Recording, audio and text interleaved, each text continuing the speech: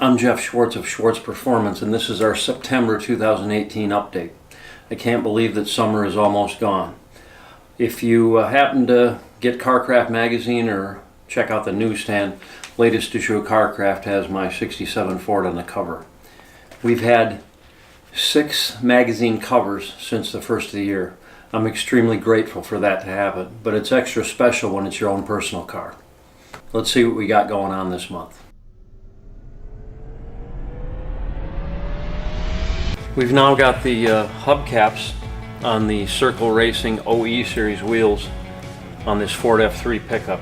These are 20-inch because the Ford F3 has a gigantic wheel opening, and it was essentially like a 1-ton pickup with really tall tires. So by putting the 20s on here with these more of a sport truck type size tire, Continentals, it fills out the wheel well real nicely, and then we've got a factory Ford hubcap on there. So kind of the look we were looking for, and although I don't like this destroyer gray color on a new Dodge Challenger, it looks awesome on a 50s vehicle. What we've got here is a Monte Carlo, first generation, 1970 to 72. These cars were similar to a Chevelle, but quite different in the chassis department, mainly in the front end and the wheelbase. So we've got this on the jig, and we're tooling up a new chassis for it, and this will be our 33rd chassis that we will be offering for sale. This 70 Buick Post Coupe is coming along nicely. As you can see, we've got our carbon fiber engine covers on our Schwartz LS7 in there, and we've got the Forge Line wheels mounted up. It's looking pretty good. We still have a lot of detail work to do. And then interior. 1970 Chevelle convertible here. We're working on putting the trim pieces on, adjusting glass, all the final detail that takes a crazy amount of time to get things adjusted. So in the final stages of the build process, and then we've got interior to button up.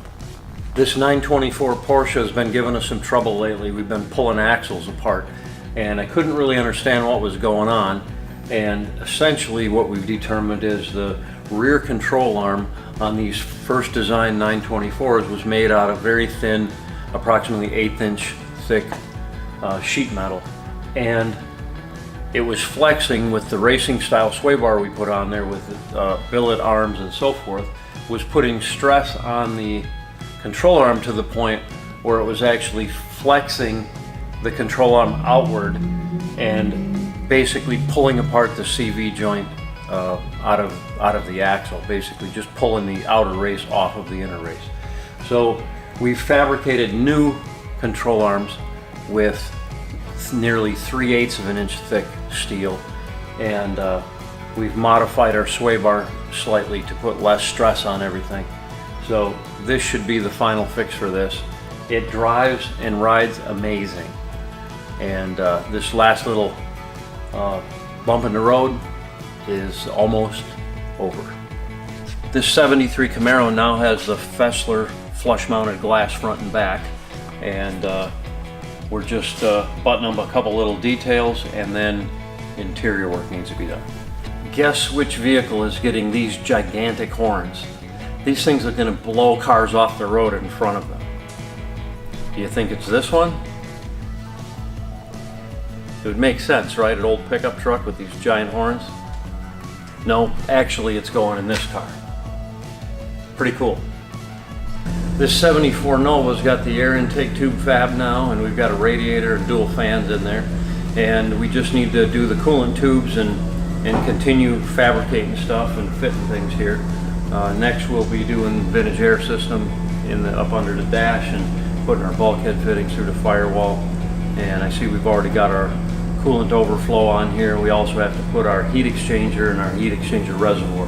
We've also got the headers on here. We had to modify them a little bit to fit this particular application. So going to be a fun car with this LT4 supercharged engine. This is the 67 Barracuda with the Hellcat engine. We've fabricated our stainless steel exhaust using MagnaFlow mufflers. And as typical fashion, we try to get our tailpipes kind of flush with the back of the car so you actually don't really see them. And that's kind of what we've done here. It's pretty much perfectly flush with the valance and the quarter panel. So Nice exhaust system, free flowing mandrel vent, stainless steel, all TIG welded, and it should have a pretty good rumble with that supercharger blowing all the air through that engine. Let's check out the front. As we talked previously, we bulged the hood for supercharger clearance on this 67 Barracuda to clear the blower on that Hellcat motor, but the factory die-cast pieces will still fit in here like original. So essentially we split it and kind of bulged it, so it's got all the factory lines as far as the creases go and these recesses, but it's just kind of bulged up a little bit for clearance. Underneath, we've fabricated our inner fenders and firewall. We've got some bead rolled detail in there. We've got a closeout panel here and then another one here. This one we just kind of wrapped up today, and we still got to do a little bit of finishing work on it, but coming along nicely. We still have to do a little finish work on the bottom of the hood here as well to tie that into the inner structure to the outer structure of the hood there. But coming along pretty well, and this is going to be one heck of a fun ride. This is the chassis for the 67 Mustang Eleanor that we're building, and the body is in the bodywork area right now, and they've completed painting the engine bay. So this is all powder coated and ready to go back onto the body once that complete body is painted. So moving along quite well on this project as well. I love Trans Ams, and this 75 has the LT4 with the Whipple charger on it. We just got our Be Cool radiator mounted in here, and we've fabricated a bracket to retain it into the body. And next up is putting our bulkhead connector in there and the vintage air system. So another fun project, and I can't wait to see this one burning the rubber down the road. We had a great time out in California with the Rebestos truck. We were at Vaca Valley Auto Parts in Fairfield, California for their open house and car show. What a great group of folks up there. And we went to the Good Guys in Pleasanton, California, where we autocrossed this thing. It was an amazing day and an amazing weekend, actually. We ended up finishing first in the truck class, and many late model vehicles on Sunday were slower than what this truck was. So check out some of the videos online and on our Facebook page